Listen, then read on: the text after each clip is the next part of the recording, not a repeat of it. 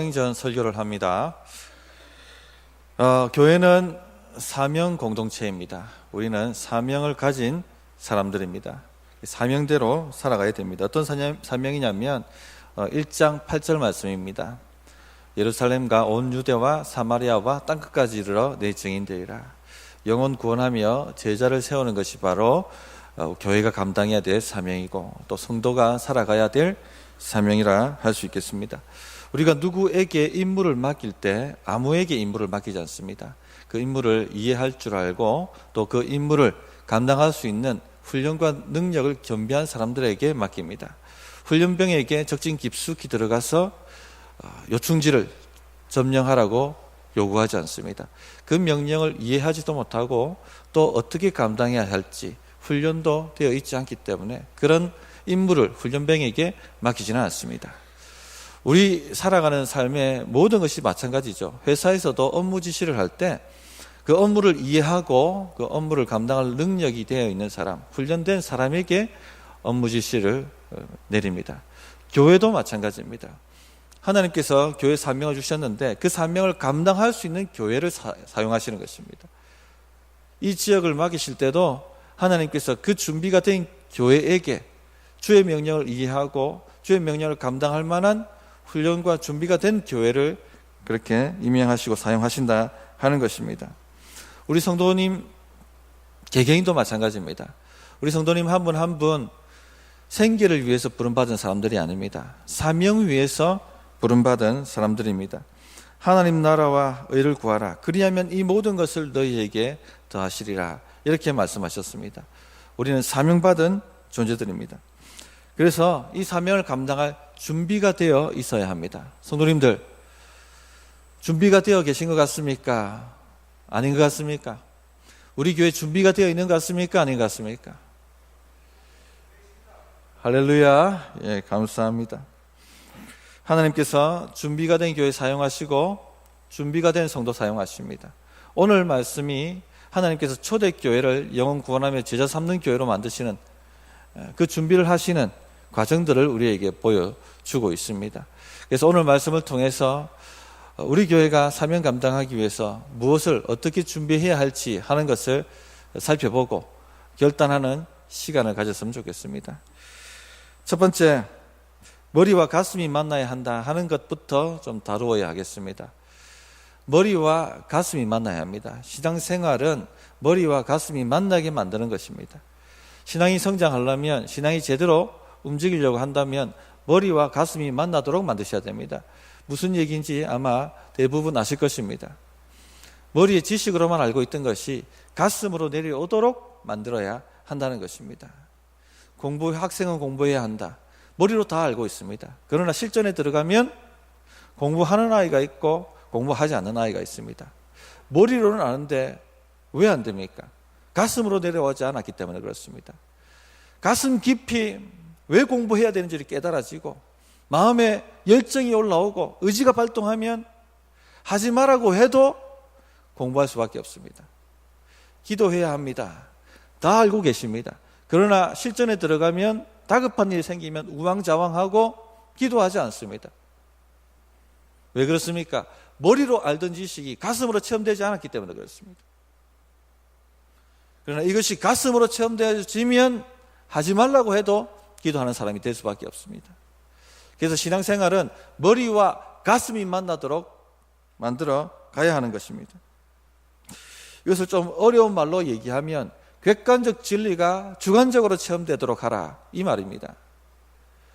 하나님이 누구신지 예수님이 누구신지 하는 것이 성경에 기록되어 있죠. 객관적 진리입니다.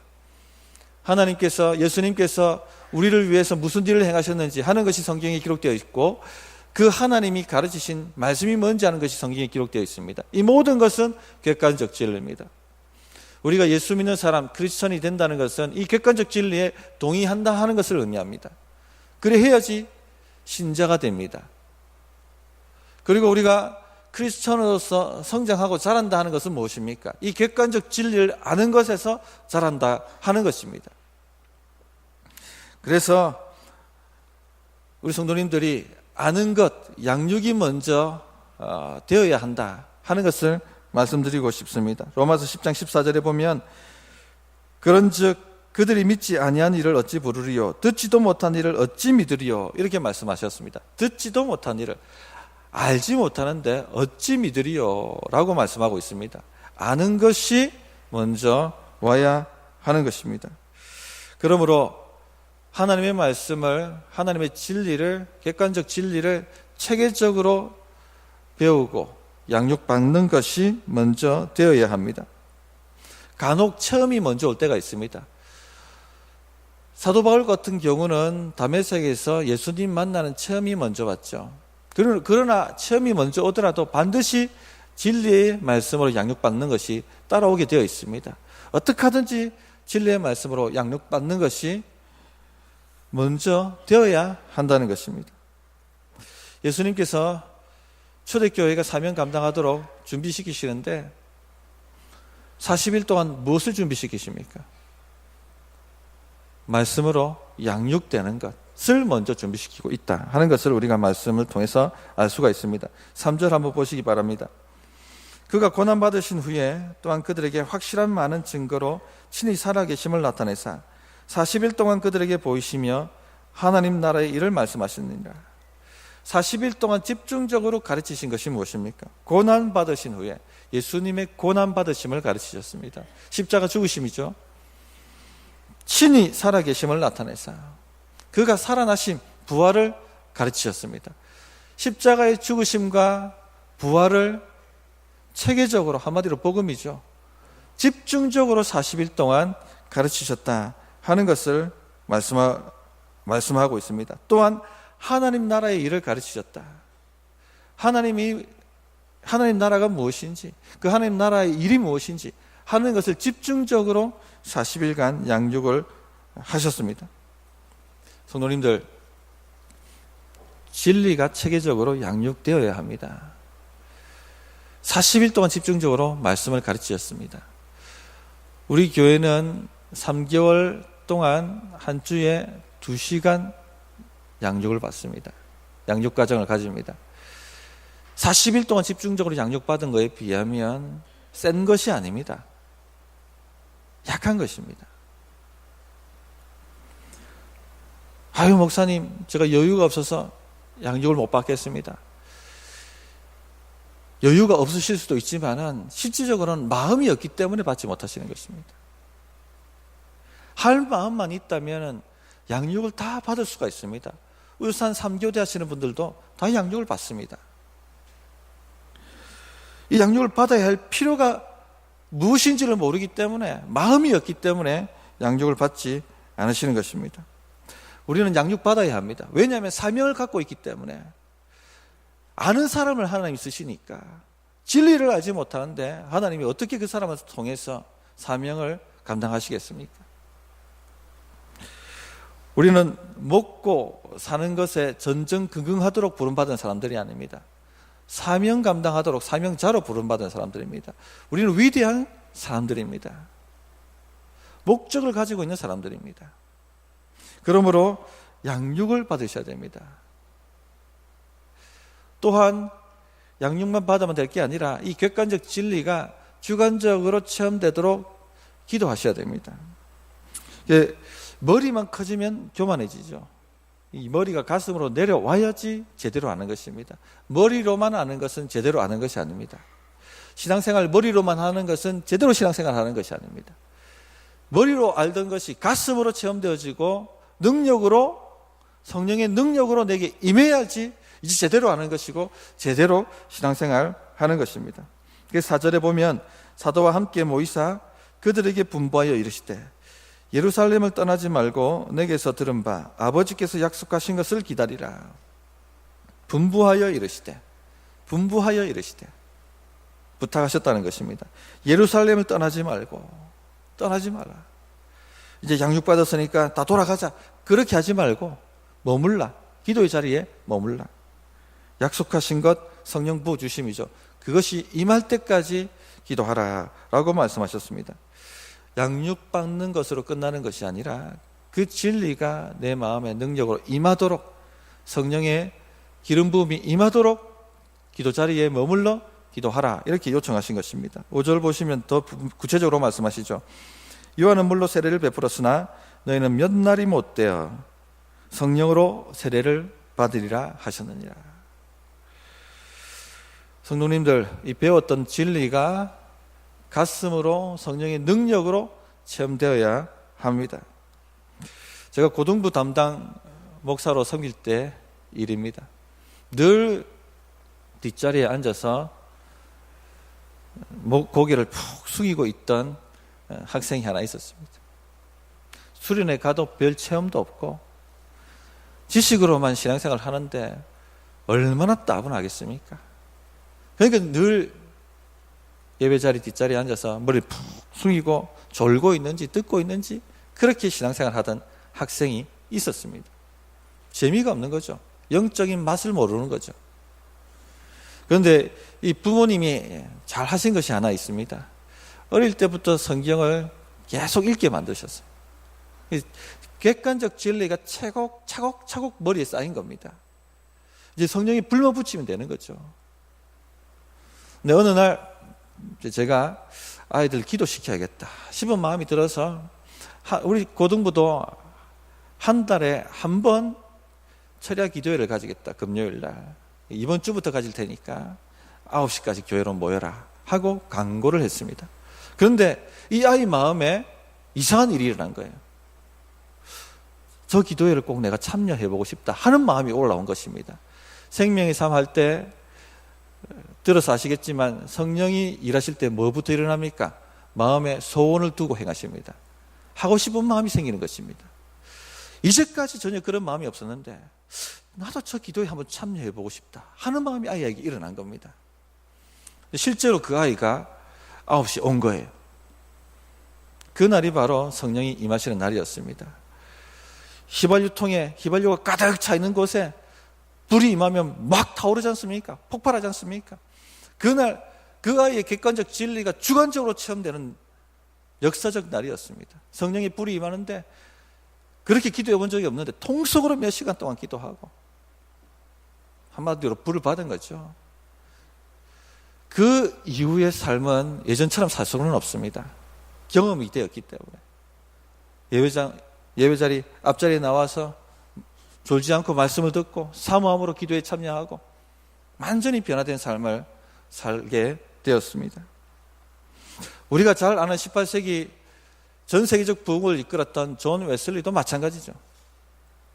신앙을 한 사람이니까 지식은 꽉 차 있는 것입니다. 그런데 이게 가슴으로 체험되지 않았습니다.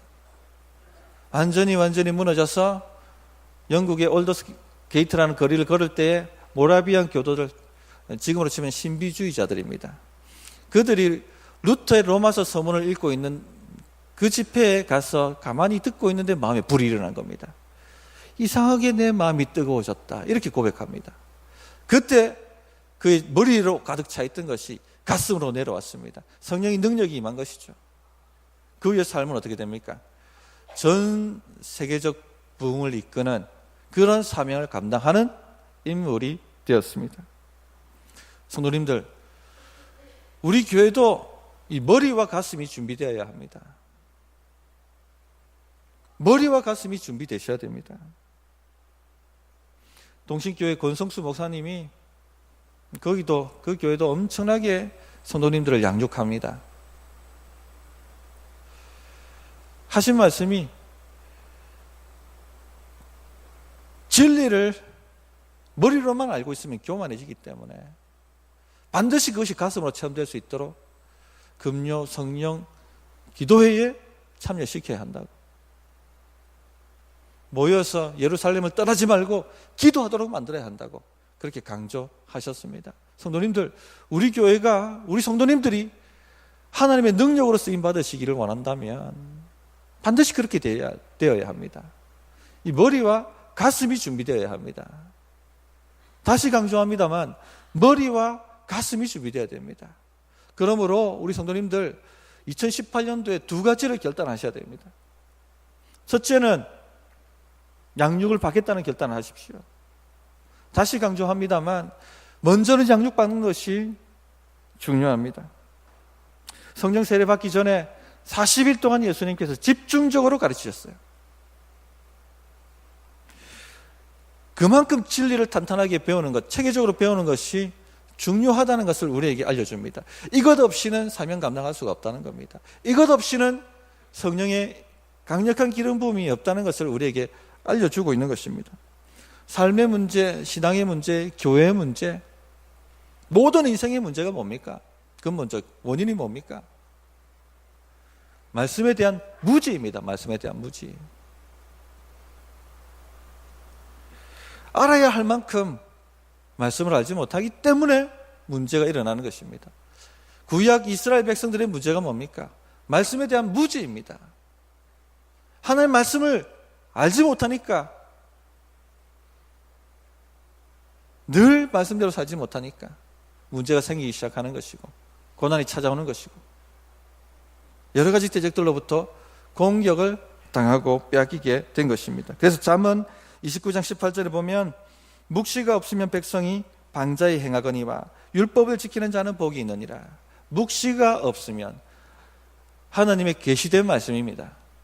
하나님의 말씀이 없으면 백성이 방자히 제 멋대로 자기 소견에 오른 대로 자기 능력껏 살려고, 그러므로 오히려 심판을 받고 저주를 받고 삶의 문제가 끊임없이 일어난다 하는 것이 이스라엘의 문제였습니다. 그럼 어떻게 회복합니까? 어떻게 회복해야 됩니까? 말씀을 아는 것입니다.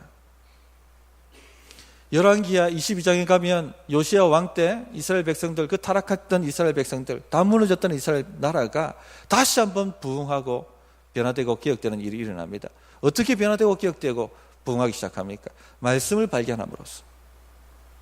얼마나 말씀을 잊고 살았던지, 제사장들이 성전 청소하다가 언약궤 곁에서 율법책, 오늘날로 말하면 구약 성경이죠. 구약 성경책을 발견한 거예요. 이게 뭔가 읽어보니까 하나님의 말씀이에요. 요시야 왕에게 가져갑니다.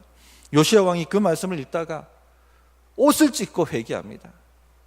우리가 하나님의 말씀대로 살지 않았구나. 그러니까 나라가 이 모양 이 꼬라지가 됐구나. 하나님이 기록한 대로 살지 않았으니까 이 심판이 하고 이 저주가 오고 이렇게 대적들에게 패배를 당했구나. 온 나라로 회개하게 만들고 말씀을 가르치고 말씀대로 살도록 개혁시킵니다. 그것이 요시야의 부흥입니다. 먼저는 말씀의 부흥이 온 것입니다. 말씀의 부흥이. 삶의 문제는요, 말씀에 대한 무지 때문에 찾아오는 것입니다. 종교개혁 때도 마찬가지죠. 종교개혁 때도 로마 가톨릭이 지배했던 천년 동안 얼마나 세상이 타락하고 삶이 황폐했습니까? 말씀이 무지했습니다. 성도들은 성경책을 구할 수도 없었고 읽을 줄도 몰랐습니다. 예배를 집례하는 사제조차 자기가 무슨 말 하는지도 모르고 예배를 집례할 정도였으니까 얼마나 황폐했는지 그때를 중세 암흑기라고 얘기합니다. 종교개혁은 무엇입니까? 종교개혁자들이 이렇게 해서는 안 된다. 성경을 모국어로 번역하고 성도들이 성경을 가지고 읽도록 만들어야 된다. 그렇게 성경을 번역하고 성경을 나눠주고 그리고 성도들에게 성경을 체계적으로 가르치신 것입니다. 그때야 삶이 변화가 일어난 거예요. 개혁이 일어난 것입니다. 그것이 종교개혁의 부흥입니다. 말씀의 부흥이다. 말씀의 부흥. 먼저는 말씀의 부흥이 와야 하는 것입니다. 우리 성도님들, 말씀을 체계적으로 양육받으시기 바랍니다. 그게 여러분 인생의 문제를 해결합니다. 성경이 가르치는 것이 그것입니다. 말씀대로 살아보라는 것입니다. 알아야지 말씀대로 살지요. 체계적으로 배웠어야지 말씀대로 살지요.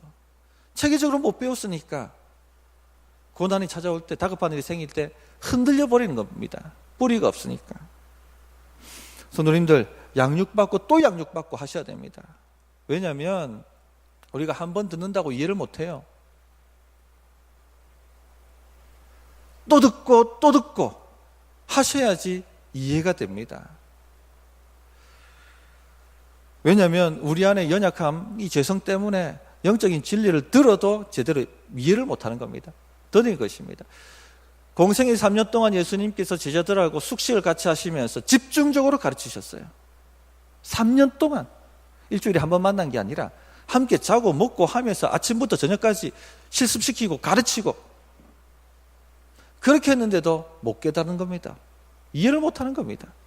그러니까 40일 동안 다시 집중교육, 부활하시고 난 다음에 나의 죽으심과 주의 죽으심과 부활이 뭔지 집중교육, 하나님 나라가 무엇인지 집중교육을 40일 동안 하신 것입니다. 그래도 못 깨닫는 겁니다. 더딘 겁니다, 이해가. 그래서 누가복음 24장에 예수님께서 한탄하시면서 이렇게 말씀하시죠. 이르시되 미련하고 선지자들이 말한 모든 것을 마음에 더디 믿는 자들이여. 선지자들이 말한 것, 성경 말씀입니다. 진리를 더디 믿는 자들이여. 초대교회 때도 마찬가지입니다. 사도 바울은 히브리서에서 말씀 양육을 더디 받는 성도들을 이렇게 책망하셨습니다. 히브리서 5장 12절입니다. 때가 오래되었으므로 너희가 마땅히 선생이 되었을 터인데 너희가 다시 하나님의 말씀에 초보에 대하여 누구에게서 가르침을 받아야 할 처지이니 단단한 음식을 못 먹고 젖이나 먹어야 할 자가 되었도다. 젖이나 먹어야 할 자가 되었도다. 세월이 이만큼 지났으면 남을 가르칠 만큼 선생이 되어야 할 터인데 그 많은 세월 동안 뭐 하고 있었느냐? 아직도 초보를 배워야 하고 아직도 이해하지 못한다 얘기하고, 그러면 단단한 것, 더 깊은 말씀 어떻게 가르쳐 줄 수가 있느냐? 이렇게 책망을 하신 것입니다. 성도님들, 하나님 말씀 진리를 체계적으로 양육받으셔야 하고 또 하나님 말씀을 붙드는 실력이 늘어나셔야 됩니다. 하나님 말씀을 붙드는 실력이 늘어나셔야 돼요. 그게 성도의 파워입니다. 그게 삶을 바꿉니다. 그것이 삶의 부흥을 가지고 오고 삶의 개혁을 가지고 옵니다. 교회 부흥을 가지고 옵니다. 요행은 없습니다. 심은 대로 거두게 되어 있습니다. 뿌린 대로 거두게 되어 있습니다. 출애굽한 이스라엘 백성들을 광야로 이끄셨던 그 하나님의 훈련만 봐도 이 말씀 양육이 얼마나 중요한지 하는 것을 알 수가 있습니다. 이스라엘 백성들 광야로 이끄신 것은 입에 들어가는 떡으로만 사는 것이 아니라, 떡에 의존해 사는 것이 아니라, 생계를 위해 사는 것이 아니라 주의 말씀을 의지하고 살면 이 모든 것 하나님이 책임지신다 하는 것 배우도록 하시기 위해서 광야로 이끄신 것입니다. 이 아무것도 없는 광야에서 우리 뭐 먹고 살라고 이것으로 이끌으셨나? 우리가 주를 위해 헌신하고 산다고 할 때 이런 광야 같은 삶을 만날 때가 있지 않습니까? 하나님, 그럼 내가 뭐 먹고 삽니까? 그러면 제가 이렇게 헌신하면 내가 어떻게 삽니까? 이런 말이 툭 나올 때가 있어요. 그런 삶으로 이끄실 때가 있습니다. 이스라엘 백성들 그렇게 이끄셨다는 것입니다. 그래서 늘 불평을 했죠. 원망하고 불평하고 조금만 힘들어지면은 하나님 나를 괴롭힌다고 얘기하고 다시 이집트로 돌아가자고 얘기하고 근심하고 걱정하고. 그러나 하나님께서 어떻게 하셨습니까? 초자연적 방법으로 만나를 공급하셨어요. 고기 없다고 하면 메추라기를 공급하셨고, 물이 없다고 하면 반석에서 물을 내셨습니다. 초자연적으로 무엇을 가르치신 것입니까? 하나님 말씀 의지하고 살면 내가 책임진다 하는 것을 초자연적으로 보여주신 것입니다. 사람들은 생계에 대한 걱정이 많습니다. 그래서 하나님보다는 무엇을 먹을까, 무엇을 입을까, 여기에 집중하고 이것을 구하고 찾습니다. 은행 잔고가 없으면 걱정합니다. 두려워합니다. 그래서 시간 없다고 얘기합니다. 바쁘다고 얘기합니다. 이것 해결하지 않으면 신앙 자체가 안 되는 것입니다. 이것 해결하지 않으면 약속의 땅 가나안의 안식에 들어갈 수가 없다는 것입니다. 그래서 하나님께서 그 광야에서 초자연적 방법으로 먹이시면서 그들에게 하나님 말씀만 의지하고 살아봐라고, 그러면 다 책임지신다고 하는 것을 깨닫게 하시려고 하신 것입니다. 그게 어떤 말씀에 나와 있느냐? 신명기 8장 3절에 나와 있죠. 너를 낮추시며 너를 줄이게 하시며 또 너도 알지 못하며 내 조상들도 알지 못하던 만나를 내게 먹이신 것은 사람이 떡으로만 사는 것이 아니요 여호와의 입에서 나오는 모든 말씀으로 사는 줄을 내가 알게 하려 하심이라. 너를 줄이게 만들고, 하나님 떡이 없어요, 목마르게 만들고, 물이 없어요, 고기가 없어요, 돈이 없어요, 이렇게 만드신 것은 네가 떡으로만 사는 것이 아니라 하나님 입에서 나오는 말씀으로 살아야 한다는 것을 가르치기 위하여 그렇게 하신 것이다. 그렇게 말씀하신 것입니다. 그러나 이스라엘 백성들은 더디 믿었습니다. 가나안에 들어갈 때까지, 그 앞에까지 가서도 불신하고 믿지를 못했습니다. 사사기도 마찬가지죠. 이스라엘이 가나안을 정복하고 난 이후에도 그들은 더디 믿었습니다. 하나님 말씀만 의지하면 하나님이 책임지신다. 이 모든 가나안 족들을 물리칠 수 있고 적과 꿀이 흐르는 땅에서 하나님의 보호와 공급하심 속에 살 수 있다는 것을 그렇게 강조하고 강야 때도 훈련시켰지만 사사기 들어와서 동일하게 또 옛날로 돌아갑니다. 그러니까 고통이 찾아오죠. 삶의 문제가 찾아오죠. 적들이 오히려 승리해서 억압하고 탈취하고 빼앗습니다. 그래도 자기 고집대로 살아보려고 끙끙 앓다가 막판에 와서야 하나님 아이고 못하겠습니다, 살려주십시오. 그러면 또 하나님 은혜롭게 건져주십니다. 깨닫느냐? 못 깨닫습니다. 그거 반복하는 것이 사사기입니다. 왕정시대에 들어간 열왕기, 역대기 동일하게 그 문제 반복입니다. 나라가 바벨론에 망할 때까지. 결국 뭡니까? 말씀이 없었던 것입니다. 말씀이 무지였습니다. 그렇게 말씀을 가르치고 말씀대로 살라고 신명기에 강조했지만 삶이 바쁘다고, 목구멍이 포덕청이라고, 목사님 시간 없어요, 목사님 여유가 없어요, 좀 여유가 풀리면, 그 여유는 절대 풀리지 않습니다. 죽을 때까지 결단하셔야 돼요. 결단을. 성도님들, 주의 말씀이 바탕되지 않으면, 진리에 깊숙이 뿌리 내리지 않으면 삶 자체가 흔들려 버립니다. 감당이 안 돼요. 그냥 흔들어 버리면. 요행은 없습니다. 뿌리는 대로 거두게 되어 있습니다. 심은 대로 거두게 되어 있습니다. 오늘 진리의 말씀을 부지런히 우리 마음밭에 심으셔야지 5년 후, 10년 후에 결실을 맺습니다. 30배, 60배, 100배의 결실을 맺습니다. 육체로 심은 것은 사망을 거두고, 영으로 심은 것, 말씀이죠. 말씀으로 심은 것은 영생을 거두리라. 그렇게 말씀하셨습니다. 왜 교육과 양육해야 됩니까? 말씀이 없으면 암흑시기이기 때문에, 암흑이 찾아오기 때문에. 그래서 교회는 양육하는 것입니다. 2018년도부터는 양육 시즌이 되면 오후 예배를 대체합니다. 왜 오후 예배 대체하나 하시는 분도 있을 수 있습니다. 그만큼 중요하다는 것입니다. 그만큼 여기에 목숨을 걸어보겠다는 것입니다. 교회 사활을 걸겠다는 겁니다. 우리 성도님들의 삶의 사활을 걸어보겠다는 것입니다. 그래서 양육받기로 결단하시기 바랍니다. 두 번째 결단하셔야 될 것, 기도 자리에 머물러 성령의 능력이 임할 때까지 기도하겠다 하는 결단을 해주시기 바랍니다. 4절 보시기 바랍니다. 사도와 함께 모이사 그들에게 분부하여 이르시되 예루살렘을 떠나지 말고 내게서 들은 바 아버지께서 약속하신 것을 기다리라. 분부하여 이르시되, 주님이 분부하셨습니다. 오늘날도 마찬가지입니다. 우리 교회에 분부하십니다. 예루살렘을 떠나지 말고, 흩어지지 말고 기도의 자리를 지키라는 것입니다. 못할 때까지, 성령의 능력이 임할 때까지 기다리라. 예루살렘에 기다리라. 이 말은 기도하라는 얘기입니다. 구하라는 얘기입니다. 약속한 것이 임하실 때까지. 그래서 말씀 양육과 함께 성령의 능력이 임하도록 기도 자리에 머무르는 것이 함께 가야 합니다. 그래서 객관적 진리가 주관적으로 체험되어지면 삶이 바뀝니다. 두려울 것이 없습니다. 누가 그 사람을 흔들겠습니까? 하나님을 체험하고 만나버렸는데, 말씀대로 살면 된다는 것을 경험해버렸는데, 홍해를 한번 갈라봤는데 무엇이 두렵겠습니까? 말씀이 능력으로 체험 안 되니까 두려운 겁니다.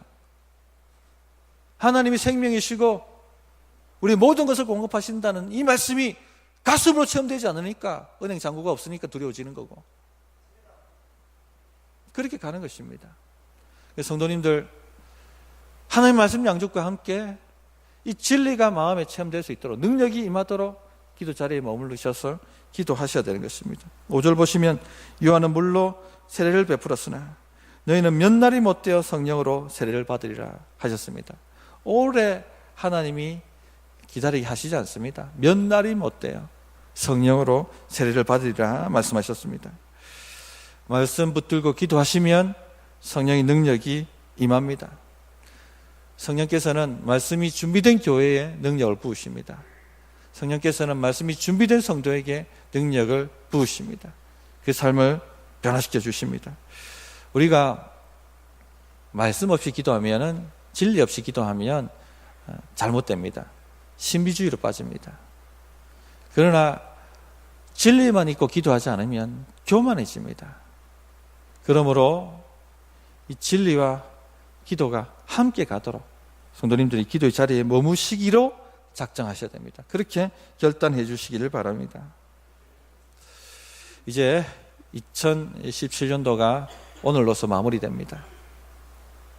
2018년도에는 이제는 조금가 뭔가 더 성장해야 되겠고 좀 더 앞으로 나아가야 하겠습니다. 이만큼 누렸다면 이제 이만큼 누려야 되겠습니다. 그러려면 준비하셔야 됩니다. 두 가지 준비를 결단을 해달라고 말씀드렸죠. 첫째는 뭡니까? 양육받으시기로 결단하십시오. 둘째는 뭡니까? 기도 자리 흩어지지 말고, 개인 기도고 얘기하는 게 아닙니다. 여기는 예루살렘에 함께 머물라, 흩어지지 말라. 교회가 공식적으로 기도하는 기도 자리, 이제 수요 기도회로 모입니다. 8시에 주보는 밑판이 깔려져 있기 때문에 7시 반으로 나가 있는데 8시입니다. 수요일마다 교회가 기도하는 자리에 모이셔서 힘 닿는 대로, 목사님 동의합니다 그 말에. 그러나 그래도 지금 제가 여유가 없습니다. 알고 있습니다. 저도 직장 생활 해봤고 알고 있습니다. 힘들다는 거 알고 있습니다. 특히 이 가장들 얼마나 힘듭니까? 그러나 하나님께 한번 맡겨보십시다. 우리가 하나님 말씀대로 살려고 하는데 하나님이 안 밀어주시겠습니까? 하나님, 이렇게 기도하십시오. 하나님, 목사님 말씀에 동의합니다. 그러나 제 삶에 여유가 좀 없습니다. 하나님께서 제게 마음 주시고 또 여유 좀 열어주시면 제가 하겠습니다. 하나님 도와주십시오. 한번 이렇게 기도해 보십시오. 하나님이 어떻게 일하시는지 경험하시기 바랍니다. 1분간 어떻게 결단해야 될지 하는 기도의 시간을 가지도록 하겠습니다.